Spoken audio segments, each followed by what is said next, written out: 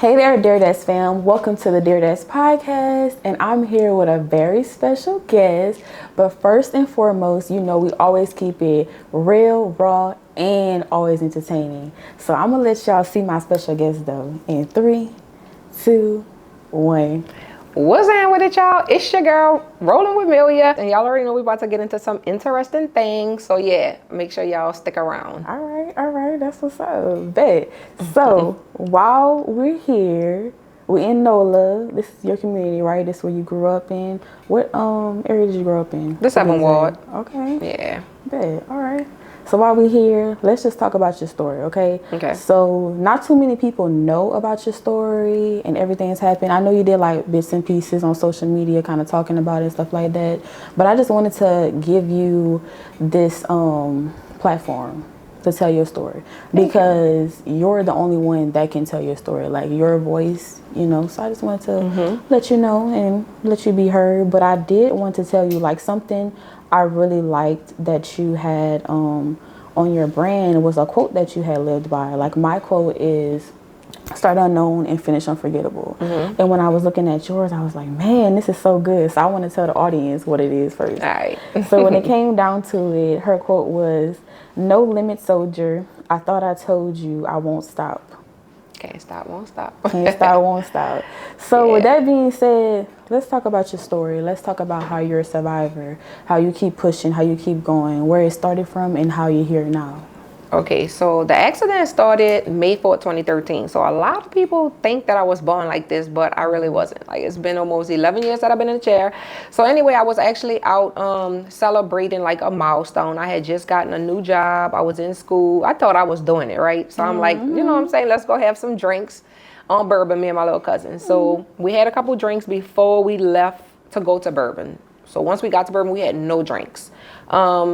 Basically, a valet driver refused to valet the vehicle, so it led me to park the vehicle myself. So when we came back, we were tired, and we asked him, can he go and get the car? And he said, no, he was tired. So basically, I got on like this piece of machinery. It's called like, I think a man lift or something. You can Google it and pull it up or go to the YouTube channel. I have a story on it.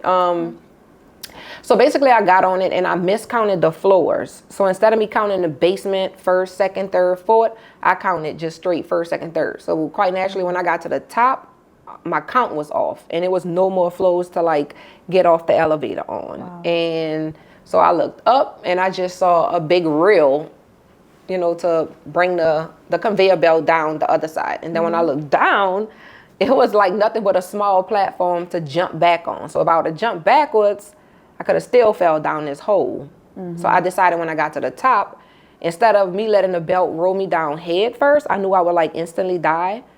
I thought in my mind that if I jumped feet first, I would have a bigger chance of survival. And that's what I did. And I'm here today. Okay. It was not easy though. I mean, of course, it was terrible. Yeah. Yeah. Okay. I knew immediately that something was wrong. Something was severely wrong because I had no feeling. Like my body just felt super heavy and I could not like feel me moving my legs or nothing. Like I just knew something was off. You couldn't see like no blood or nothing like that. But yeah, I knew I was messed up pretty bad. So who was how did you get help? Like was some people around? So my little cousin was with me. I was out celebrating with her. She was still downstairs waiting on me to come with the car to pick her up. So I was able to like hold on with one hand and like get my phone out my back pocket. So she was the first person I called because I knew she knew exactly where we was. So she called the ambulance and like told them the address. But you know, I heard her coming up yelling like, Melia, where you at? And I just remember, I'm over here. And so when she came, I told her, because it was a hole, like it's a hole in the ground that runs through each floor and the belt like go, you know, through it. Yeah. So I was stuck in a hole, legs dangling, I'm holding on, and I'm like telling her to pull me out because I'm afraid I'm gonna fall down more. So she pulled me out, but I'm steady saying, Courtney, pull me out, pull me out. She was like, Melia, you laying flat. But in my mind, it's almost like a snap of a picture. My memory, it only remembered the way I felt and how I was dangling. So when I was laying down, that was the same picture in my head. Like I didn't even know she had pulled me out. I can't explain it. Yeah, I was kind of like a photo, like a still photo. But yeah, it was weird. But that's so, you know, like to say that you have that much memory, like that happened really fast. Like all of that, like just in a split of an eye, you know? Yeah. But I am glad that you're still here. I know, me too. Thank God. I'm glad that you're still here. Like, I think, you know, everything happens for a reason, for sure. Yes. And, you know, that happening, like, it definitely made you more successful, if that makes sense. Like, it puts you in different places, in a different spotlight. You're able to help people more. Like, people love your story. Like, people is encouraged, inspired by your story. And the crazy thing is, like, I don't remember how long, but for a very long time, of course, you know, I questioned God. I was very bad depression, and I couldn't understand, like, why me? I would always ask God, like, why me? Why me? Why me? And then the people around me, like the spiritual people, they'd be like, you have a bigger calling, you have a story, you have a testimony, and I never could understand. You know what I'm saying? I'm like, yeah, whatever, but I still can't walk. So I never really understood what it was until a couple years ago when I started the platform Rolling with Melia. And then I realized, you know, I started getting people reaching out to me just that's going through all kinds of things, not even people that's disabled or, you know. So do you think, you know, like telling your story, and then also when you went to make that platform for the truck, so the original New Orleans Snack Box, do you find that's like therapy for you, or that was kind of like therapy in a sense? Yeah. So when COVID hit, you know, we was on quarantine, and I was really afraid of catching COVID because I knew my, you know, my situation, and I just was afraid of dying. I didn't know what would happen to me, so I stayed inside, and I needed to find something to do to keep busy. I can't just sit. So I tried so many different things, like nails, all that. But then TikTok ended up landing in my lap. Me and my daughter went viral, like on default, and I wanted to do like a giveaway for reaching a milestone. And I couldn't decide like what the giveaway should be about. So I was like, I'm gonna just do a bunch of snacks that I grew up eating, and I'm gonna put it in a box, and I'll just do like a giveaway. So I got the stuff. I did like a filming of me putting everything in the box and talking about the giveaway. And then the next day I woke up, it's like it had went viral again. Like everybody in the comments, how can we buy this? Can you put the link in the bio, this, that, and the other? And I'm like, all right, bet. So it kind of just started off as a giveaway, and then maybe like, you know, something to do. And then when it got to the point of me needing to buy things at a wholesale price to see my money, that's when I realized I needed to like legitimize it and, you know what I'm saying, LLC, and take it serious. So, yeah. The beginning of 2021, I think, is when I actually registered the business.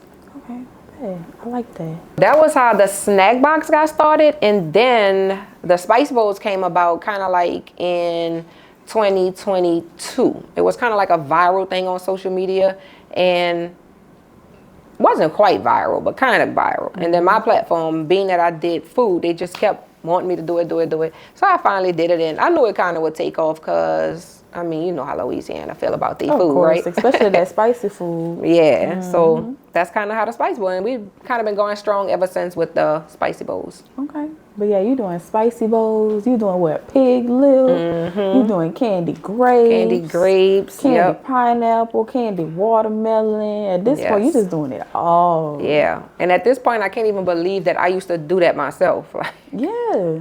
I couldn't do it now though. So like looking at from back then and back now, like the growth, like what's one word you would like use to describe that? Like, 'cause phenomenal, I would say, because it kind of like went from just me to like 7 employees now. 7 employees, yeah.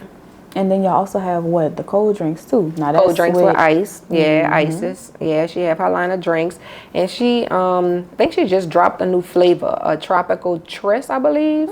So yeah, she been doing her thing, and I believe she have a pop up coming up too at Jet Life. Okay. Yeah.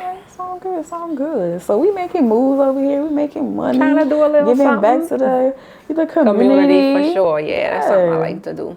Okay. So can you share a memorable story or moment from this journey, from this time period that you had? Like, let's just go into that. All right. So one memorable experience is when I burnt myself with a big old pot of gumbo in Houston, Texas. Yeah. Let's go into that. Cause do you still serve gumbo on the truck? I know you was doing pasta. No, we do the cold pasta salad, but not the gumbo. The last time Okay. we did it in the Airbnb. Cause Yeah, that was prior a to lot. that was the last time when I got burnt. But messing with that. So, Houston, Texas. I had just finished making a big old pot of gumbo. We was headed to the north side. Shout out to Homestead. And my little niece was driving. This was, I think, maybe our first time bringing her with us, or maybe her first time driving in Houston. I'm not sure, but if you're from, Houston, you know how the driving is. Right. So a lady slammed on brakes in front of her, and I just remember her slamming on brakes, and we was in a rental car, one of the new cars. It's like when you tap the brake, it doubled stops or something like that. I can't explain it. So when she hit the brake, the car just came to an immediate stop, and the gumbo was sitting behind me on the back seat. So I felt the pot hit the seat before I felt the splash hit me. Can you imagine that? Like just knowing it's about to come. And I was like, I was so nervous. I couldn't even think of 911. I couldn't even think of the number. Like I dropped my phone. I couldn't even remember what it was kind of like my mind was going blank. I just told him like, take the shirt off of me. Because a lot of people don't know I was burned very bad when I was like 1. Very bad, all over my back. And when he took my shirt off, all my skin was in the shirt. So my thing was, just take my shirt off, because I don't want to see the skin in my shirt again. But yeah, I had to go to the emergency room. And Houston's so big, we rode around probably like 20, 30 minutes trying to find like an emergency room. Wow. Yeah. That's a lot. You've been through a lot. You've been through a lot. But you're definitely a survivor. Like your story. I'm a survivor. Exactly. Like your story definitely means something like to the community, to us. Like it definitely like pushes us, it inspires me for sure to keep going. Like if I'm having a bad day, like I could just think about you and be like, well, this happened, so you need to be grateful for, everything that happened. Even the smallest things, y'all. The smallest things don't take for granted. Right. Because remember, I wasn't born like this. Like, it can happen to y'all in a split second. Definitely. Okay. Well, let's get into the Dear Dess letter. So the Dear Dess letter is a letter that a fan wrote in seeking advice. It's various of topics. I think today the topic of this letter is more so about entrepreneurship, so starting a business. So let's read it and see what they have to say, and we're going to give them the best advice we can. Okay. So it's Dear Dess. I recently started my own business and it's been going really well. But I feel like I'm constantly battling with a bunch of negative people who seem to be annoyed with my success. They act like my achievements are a personal attack on them. How do I handle these haters without letting them drag me down? And how can I stay focused on my goals when it feels like everyone around me is always constantly bringing me down? Thanks. Rising stars in the shadows. Let me see. I know it can be hard, y'all, because the trolls, they be active. And I'm still learning myself, but I have learned to like block them, not entertain them, because you need all the time you know what I'm saying, to focus on what you doing. So if you worrying about what they talking about, then you're not going to get anything done. So you got to try to like tune them out. And I know it's probably easier said than done, but that's what you have a block button for. Like they want a response. Like don't respond to them at all. Just ignore them. You can block them. You can even filter your comments out. If you don't want them to say certain things, filter the comments, but don't let them interfere with your motivation and stuff. Like, it's tough, but you have to have tough skin on the internet. Definitely. And don't entertain them.